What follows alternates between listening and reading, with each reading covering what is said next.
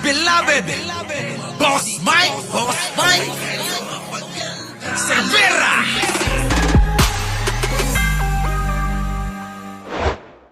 Ng kaso ng National Ayan, mga kababayan, ha, pakinggan ninyo to. Pakinggan nyo maigi sapagkat nga talaga nanginginig na ang mga tinggal at ukal-ukal ng mga DDS dito. Ha? Eh paano, Boss Mike, yung mga bading? Ay, nanginginig ang kanilang mga pekwa. Eto na mga DDS! Hoy! Makinig kayo, kabahan na kayo rin eh. Nako, kakabahan na ng husto mga DDS dito mga kababayan. Eto na, pasok breaking news! Mga DDS na nagpakalat ng fake polvorong video, kinasuhan na! Inampahan na ng kaso ng National Bureau of Investigation sa Department of Justice sa mga nagpakalat ng peking polvoron video ni Pangulong Ferdinand Marcos Jr. Matatandaan ni binunyag na isang resource speaker sa TRICOM hearing ng Kamara na si Attorney Harry Roque nasa likod ng pagpapakalat ng video. Hindi naman tinukoy na NBI kung sino-sino ang mga kinasuhan pero ayon kay Director Jaime Santiago ay inihain na nila ang kaso sa DOJ.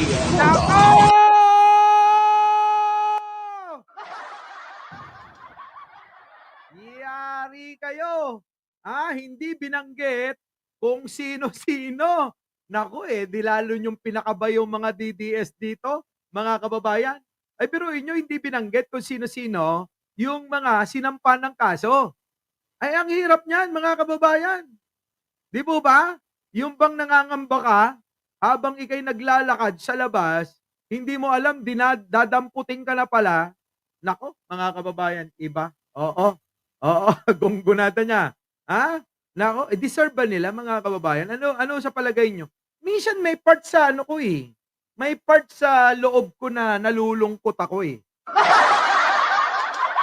Oo, minsan may part sa loob ko na nalulungkot ako. Hindi ko ba malaman? Oo, mga kababayan, nalulungkot talaga ako. Kayo po ba? Nalulungkot kayo, natutuwa? Evangeline Camilosa, Kechu, LB, Lemon, Candy, Rain, Kabibes, Ibian Bell. Kayo ba'y nalulungkot din na katulad ko?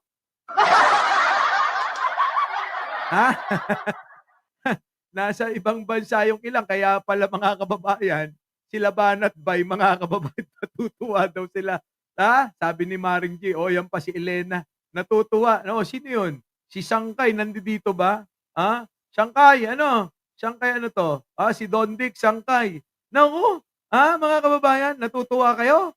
Hindi ako, minsan mga kababayan may part sa akin na nalulungkot talaga ako ngayon, mga kababayan, ano kayang gagawin ng mga ito? Mga DDS. Ayan, yung pinakalat ninyong polvoron video na fake, peke, hindi totoo, edited. Nako, ayan, may kaso.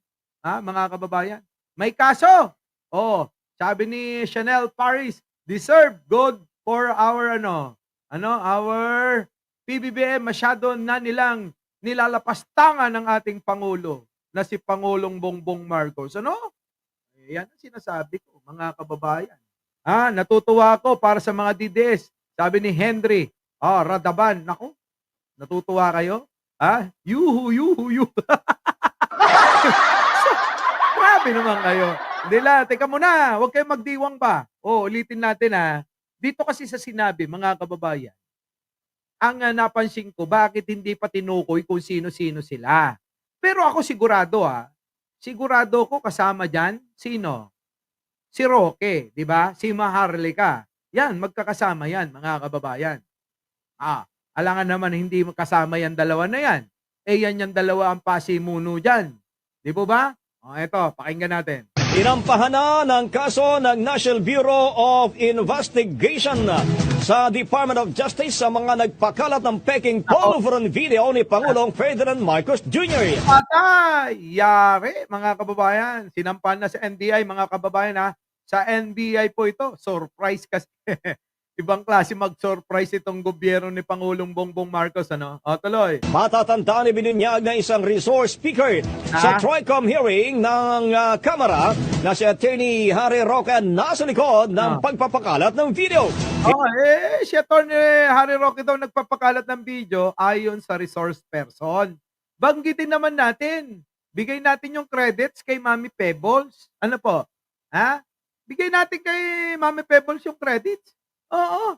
Mami Pebbles, nako, buti na lang talaga. Oo. Buti na lang, Mami Pebbles, dumating ka. Malamang siguro, Mami Pebbles, wala nang galit sa'yo, ano? Sa mga loyalista na nagagalit sa kanya, meron pa bang galit sa inyo? Baka naman press 1 sa mga galit pa kay Meme Pebbles natin. Ano? Press 1 po. O sa akin, wag nyo na akong alalahanin. Sanay na ako na na kina-cancel. Oo. Wag nyo na akong alalahanin. Oo, hindi ho ako galit. Pero kay Meme Pebbles po, talagang ang dami mga kababayan kung ano-anong mga sinasabi ng mga ilan. Nakikita ko pa nga yan sa comment section eh. Diba? Ngayon ito. Alamin natin Hindi naman tinukoy ng NBI kung sino-sino ang mga kinasuhan pero ayon kay Nako, yan hindi naman tinukoy ng NBI kung sino-sino ang mga kinasuhan. Patay. Paano to? Mga kababayan, ano masasabi nyo dyan? Kung hindi tinukoy yung mga kinasuhan, ano ba to? So, sorpresahin na lang para katukin sila sa kanilang mga bahay? So, sorpresahin na lang sila habang nagbablog sila sa mga rally nila?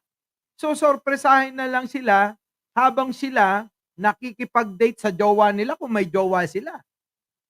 Di po ba, mga kababayan? Abay, mahirap po yan. Oo, mahirap. Oo, nakaka-nervous po yan. Ay nako, magtaka kayo mga mga kaibigan diyan sa sa kabila, sa mga grupo ng mga DDS na vlogger. Abay, magulat kayo, hulihin kayo basta-basta diyan. Abay, ito bibigyan ko na kayo ng clue. Ito sa paningin ko sa paningin ko. 'Di ba? Sa paningin ko mga kababayan. Ito, tingin ko, yung mga pinost ninyo noon, tingin ko nakakuha na sila ng kopya. Kahit magbura-bura kayo dyan, burahin nyo yan, tingin ko nandiyan pa rin yan. Diba? Nandiyan pa rin, mga kababayan. Oo, may kopya na sila. Oo, alam na nila kung sino-sino kayo. Kaya kahit na anong gawin ninyo, at alam nyo naman sa sarili ninyo, na binlog nyo yan, shinare nyo yan, pinost nyo yan sa mga social media account ninyo tulad ng panawagan ni Roque at ni Maharlika. Ano po ang panawagan nila noon? Ay etong ipapalabas natin, maaari nilang i-take down. Hanggat maaari, paki-share nyo po ito. Paki-upload po ninyo. Di ba sabi nila yon? I-share ninyo hanggang kaya ninyo, sabi nila, mga kababayan. Yung mga nag-share na inutusan. Paano kayo? Diba? Paano kayo? Di yari kayo lahat. Kawawa naman kayo. Sigurado may kulong ito. Oo, matutulog kayo sa kulungan nito, mga kababayan. Baka akala ninyo Boss Mike, tinatakot mo pa, nanginginig na. Hindi ko tinatakot. Hindi ko sila tinatakot. Pinapayuhan ko sila. Tandaan nyo lahat ng sinabi ko rito. Ni isa, wala pang pumapaltos. Wala pang sumasablay. Lahat, mga kababayan na sinabi ko rito, nagkakatotoo. Abay, kita nyo. Di ba nung hearing, ano sabi ko, Arnold Lopez? Di ba sabi ko, kakasuhan silang lahat? Ayan na! Nagkatotoo na! Kinasuhan na ang lahat! Yung sa susunod kong sasabihin, lemon candy, Warbisdak, Sa tingin ninyo, ayaw pa nilang paniwalaan na magugulat na lang kayo isang araw, abay makita kayo sa kalsada, huhulihin kayo. Kakatukin yung bahay ninyo pero hindi parang tukhang ito Oo. Kung nung panahon ni Digunyo baka madamay kayo, kasamin na kayo, saan? Sa mga mapapabilang sa 30,000 katao. Oh, si Pangulong Bongbong hindi idadaan mo kayo sa proseso. Yun ang kagandahan. Pero ang tingin ko, hindi pa tukhang yan kinakabahan na kayo. Ngayon, sana maisip ninyo yung pakiramdam ng natukhang na mga tinutuligsa ninyo. Nakuha nyo ba mga kababayan? Yung gusto kong ipahatid sa kanila? Ito lang yan. Hindi pa tukhang yung mangyayari sa inyo, yung kakatukin kayo sa bahay ninyo at hahanapin at huhulihin kayo, dadaling kayo ng presinto. Hindi tukhang yun. Ipagpalagay ninyo yung ginawa ni Digong sa mga biktima niya noong panahon ng tukhang. Katok, diretso bahay, bang, bang, bang! Ano resulta? Patay. Patay dito, patay dun. Di ba, Tribleg? Patay dun, patay dito. Yes, Boss Mike, sa'yo lang. Oy, thank you naman. Di ba? Yun po yan, mga kababayan. Kaya kayo, tignan ninyo imagine nyo yung mga naramdaman ng mga taong biniktima ni Digong. Kasi mararamdaman nyo yun. Sa pamamagitan ng paghuli sa inyo. Di ba, mga kababayan? Mag-iiyakan niya mga yan. Sigurado, Mr. Rapido. Mag-iiyakan yan. Agnes Kakal, Roba Gamboa. Tuloy. Director Jaime Santiago ay inihain na nila ang kaso sa DOJ. Patay na ho. Ito, patay na. Yari na ho itong mga DDS na ito. Yari kayo yung pagsunod ninyo sa mga inuutos sa inyo ng kampo ni Duterte, yan ho ang kapalit. At ang hirap po mga kababayan na kayo ay magkaroon ng record sa NBI. Kung gusto nyo man mag-abroad, naku, mahirap yan. Mag-a-apply kayo ng trabaho, mahirap yan. Kaso nga lang, syempre, nandiyan na kayo sa pagbablog, kaya yan, ang gagawin niyo magsasakit-sakitan yan. Nako, talaga ba? Magsasakit-sakitan kahit walang sakit. Kasama na yung dalawang umiyak, ayun na nga. Lahat ho yun, mga kababayan. Hindi lang ho, yung mga nasa litrato, na nasa Hong Kong sila, ang mga kasali dyan. Ako sa sarili kong pananaw, lahat ho kahit hindi kasali, basta ho ikaw ay nag-post, nag-share, at nakuha ho ng kinauukulan, yung inyong mga pinost na yan, sigurado ho, kaso kayo. Tama mali, mga kababayan. Yan. Tapos natandaan nyo po ba? Nung araw, nang nilabas yan at nabokya natin na peke talaga, nataranta ho si Maharlika, mga kababayan. Nataranta si Maharlika at bigla nang nagkukuda at nilaglag na ho si Digong noon. Dangan lang ho, kasi madali kayong makalimot Kaya ganon. Napakadali niyong makalimot, mga kababayan.